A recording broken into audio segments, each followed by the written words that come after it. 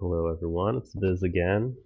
Um, just making this little video here about controversial or unintuitive free-for-all tactics and tricks, strategies that I employ myself. I like to use these. Um, Controversial sounds a little dramatic, but I think that's the right word for some of these. And I'm saying this as part one because I feel like I may be forgetting some things. And if I am, I'll just make another video that's part two. So I'll start here with no early scouting with your worker. Normally, people in 1v1, 2v2, they rightfully send out a worker scout to see what their opponent's doing, which makes perfect sense because StarCraft is a game of incomplete information, and you will need to know what your opponent's doing or thinking about doing so you can react appropriately. But in free for all, I don't do this very often. Sometimes I will, it just depends on the situation. But oftentimes I will opt out of scouting early with the worker. Um, I will do it if, based on the map or the players, I see myself in a 1v1 situation and I need to wipe out someone like close to me early. And even then, I'm careful about how I do it. Like, for example, I might send my worker out in a different direction and then come into their base from a different direction so they don't know where I'm coming from. Um, the benefits of not doing scouting with a worker at the start is, well, you get one extra worker to mine with. Sometimes that little worker scout dies, and that's one worker dead. It might seem insignificant, but it can add up a little bit. Another one, slightly less information for enemies, considering I play random. A lot of people play random in free for all. It's less information for them, so if I scout them, they know, oh, Viz is Protoss. Or they might just know where I'm. Like, oh, he came from the left side. He must be right. He might be right next to me, depending on the timing. Now, if it's a late scout, then they won't can't be certain. But if it's an early normal time scout and I come from a certain direction, they're gonna know, oh shoot, Viz is right there. Maybe I can do some kind of early aggression against him. It can give away your position. So as I said before, if I'm going to do it, I will go from a different direction. I'll like go, say I'm on the left, they're on the right. I might go up, then right, and then come down and scout them. So they think, oh, Viz is above me. And third, it gives enemies who did not scout as well a false sense of security. Um, they think, oh, I haven't been scouted. I am probably safe to be playing greedy now since no one sees what I'm doing. I'm safe, right? But it is very possible that a nearby enemy who knows the map is simply just going for some kind of blind rush against your spot, not even knowing or caring who it is. They just looked at the map and decided, okay, I'm in this spot. I want to deal with whoever's in this spot, regardless of who they are, what race they are. I don't care. I just want to kill them with this well-timed attack, and get them out early, and claim this entire land, this territory. So yeah, that can work out very well. Say you're Protoss and you're next to someone, you might go for like a 2 or 3 gate Dragoon rush and just wipe someone out as soon as possible. You don't need to scout. You don't care what race they are. It is very possible they're Zerg and they go mass speedlings and mess you up, but the chances of them doing that without scouting you, I would say, are kind of low. So you can probably get away with it more often. Next situation, faraway expansions, especially as Protoss. So expanding all the way across the map in territory that's definitely not yours, what could possibly go wrong? A lot of times, nothing.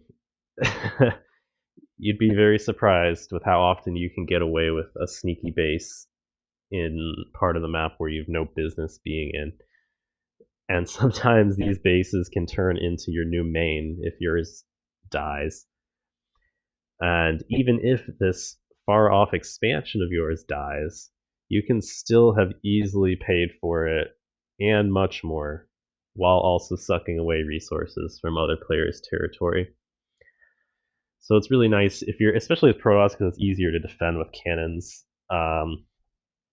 You just go put up a nexus in a base across the map, put up a bunch of cannons, mine it for even if you mine it for like 5 minutes, you're definitely gonna break even. You'll probably pay for it, and if you manage to mine that entire base out, you'll have profited significantly. It just adds to your bank to work with, and it removes possible bank from the other players on that side of the map.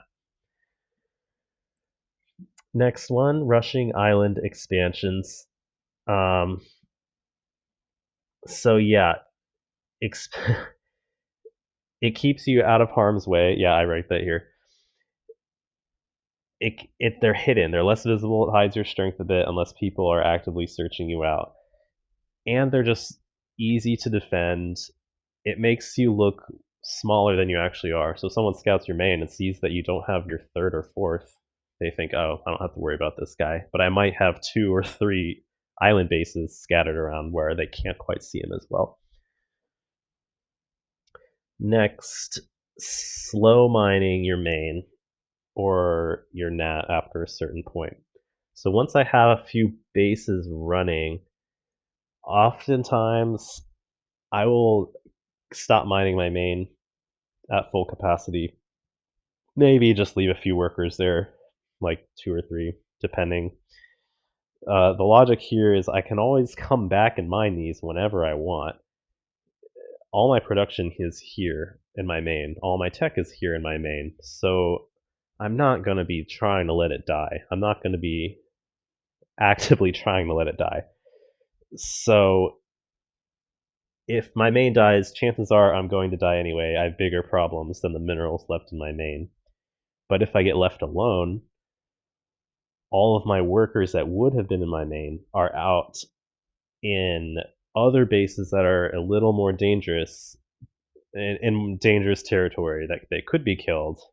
So they're out mining those more dangerous minerals quicker, getting them in my bank quicker. And if those bases die, or if one of them dies, I simply move those workers back to my main and mine it like nothing happened.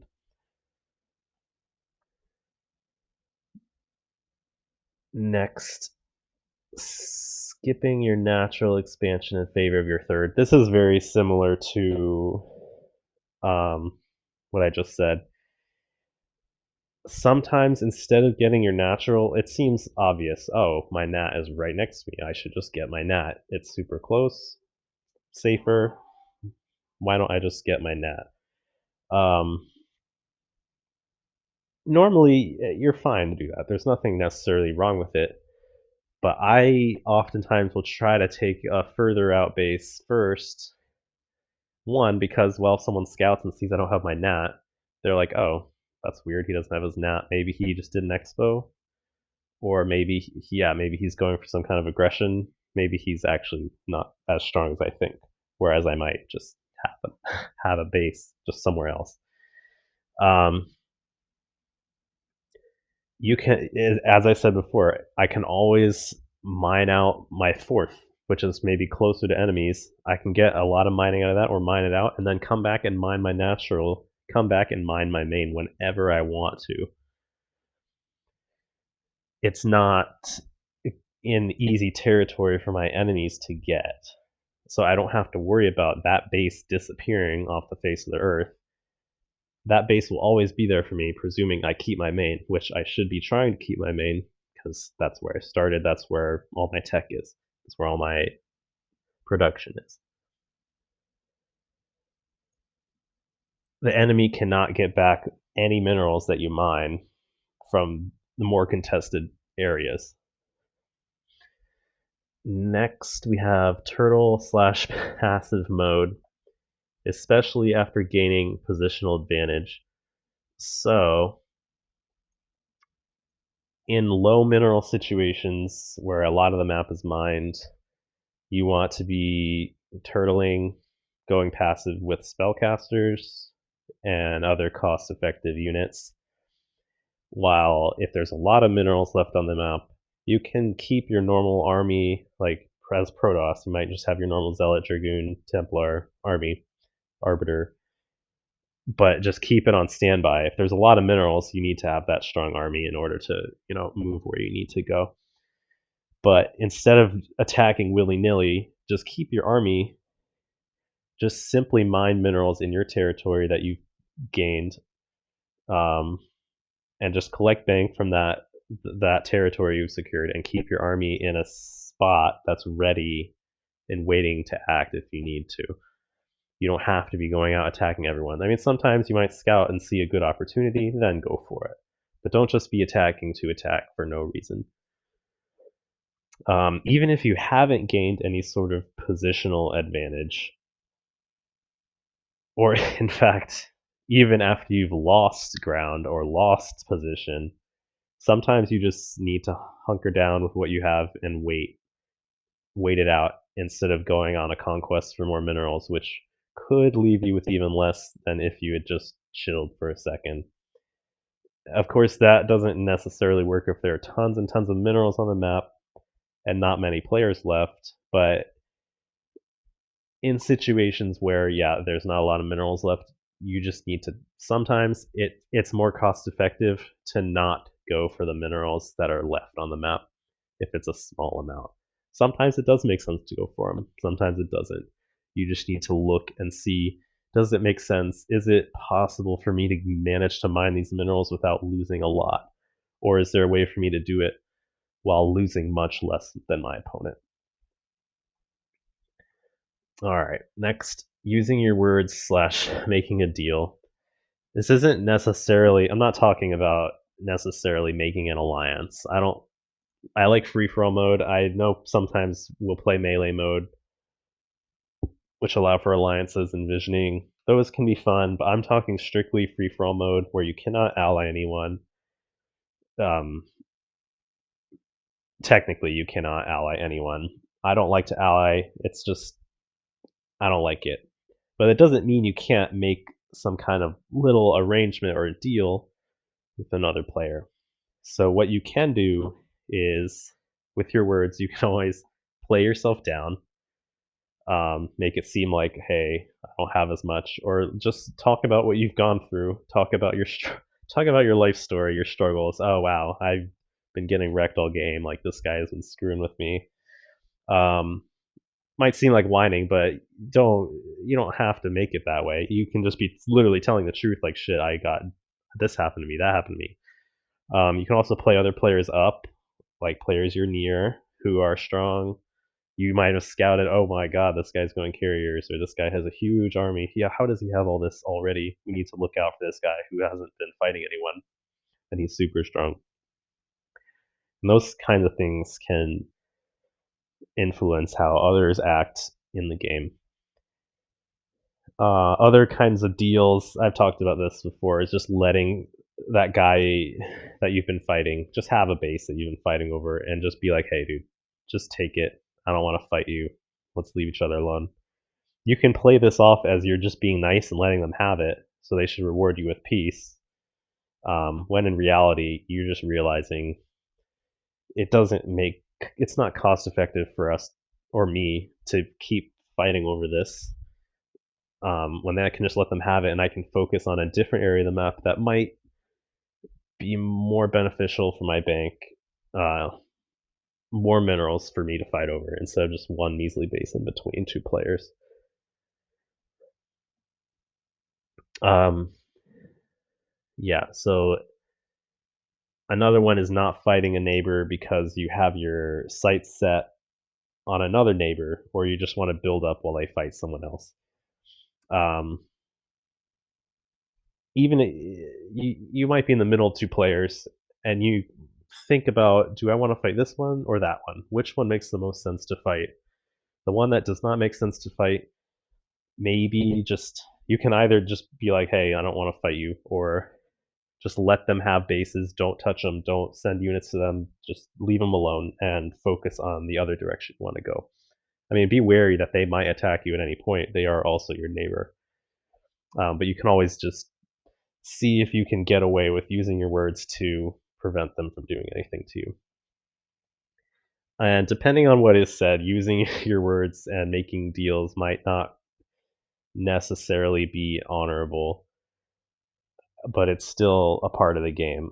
Um, if you've ever watched the show Survivor, which is quite literally a big free for all, people lie all the time. People are dishonorable all the time. It's just you kind of have to do that sometimes to get ahead. I don't think you necessarily have to do that in StarCraft, um, but at least a small aspect of the game of free for all. But some dishonorable things that can be effective that you should be mindful of people doing is one, GGing out when they're not really dead. It's just to get people off of them. I mean, even I'm guilty of doing that sometimes. Saying GG once you've been attacked and it looks like you're losing a lot. You might still have a bank, you might still have a few other bases, but it looks like you're dead. You're just saying GG. That I think is pretty dishonorable, but it's you're not dead until you leave the game. You're not dead until you're eliminated. So just be mindful of people saying GG and not leaving. That's a big red flag. Um, Insulting and berating players to tilt them or make them question a particular decision. I don't like to be a mean asshole, but a lot of people will just do that just to see if they can get someone to do something or get off their back. Um, and the big one, this is a big one, is people lying about their bank. Someone with 20K saying, I have like no money. I have barely any money. Like, I can't do anything. And then they actually have a huge bank behind it. One thing to be mindful of. I don't see a whole lot of people doing that necessarily, but sometimes you will have people lying about it or misrepresenting what they have. All right. Next, dealing with trolls or haters in the same game. So, especially if you're either a good player or a common name like a semi-pro player who's just playing for fun. Like if people know who you are, you might be dealing with this a lot in free for all. So sometimes you'll get into a game with a player or players who they simply just hate you. You've beaten them a lot in the past, or you've just pissed them off in some way, or they just really find it hilarious to fuck with you. There will be those people. No matter where you are on the map, they're laser focused on you with no regard for whether they win or lose. They just want to fight you. And that is an extremely, extremely tough spot to be in.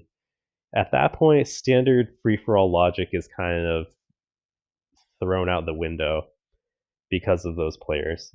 So you might have to be forced to treat it like a 1v1, so counter targeting.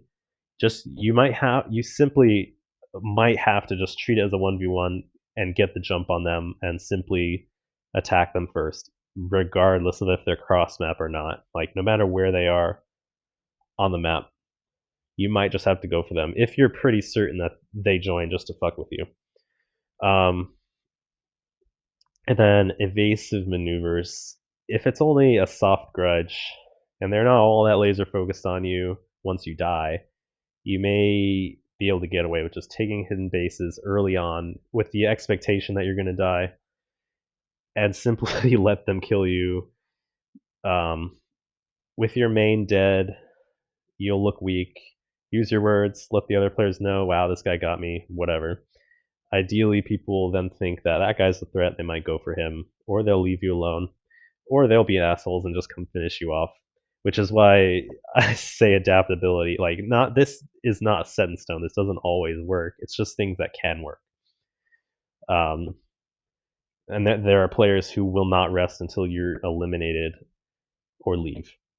And in those cases, this might not even work. Like, they will hunt you down if they're stronger than you. If they're not all that laser focused on you, they might kill your main and just deem you adequately incapacitated, and then they'll move on to other players and actually try to win. But that will not work against players who only join just to kill you, and once you die or leave, they leave. They didn't care about winning. They just wanted to get you. All right. And lastly, unit and army positioning. So where you hold your army and place your army is important. I would say some kind of centralized, wide open location. I usually look for areas on the map that are like maybe like rocky ground, big areas that you can't build on, but they might be in some kind of central location that's close to your far out expos, but also within reasonable distance of your production so you can always come back if needed. You should always be looking at where these places are, where you should be rallying your units. This is also important in 1v1 too. Um, Open areas generally good. Position towards bases that aren't as mined out. Um, should always be analyzing where your army should be hanging out when you're not actively fighting.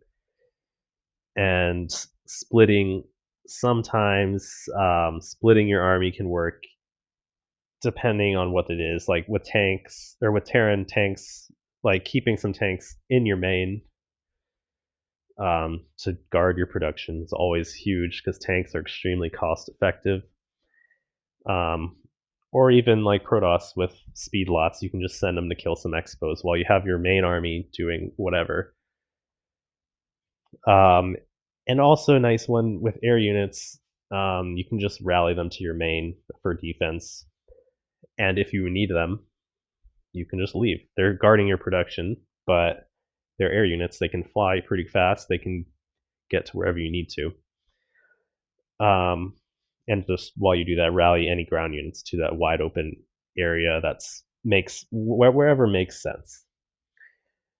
So that about covers it for this video. Hopefully you enjoyed and get something out of it. And if you think I'm missing anything, just let me know in the comments. And of course, if you have any replays you'd like me to look at and analyze, I would say upload them to repmastered.app.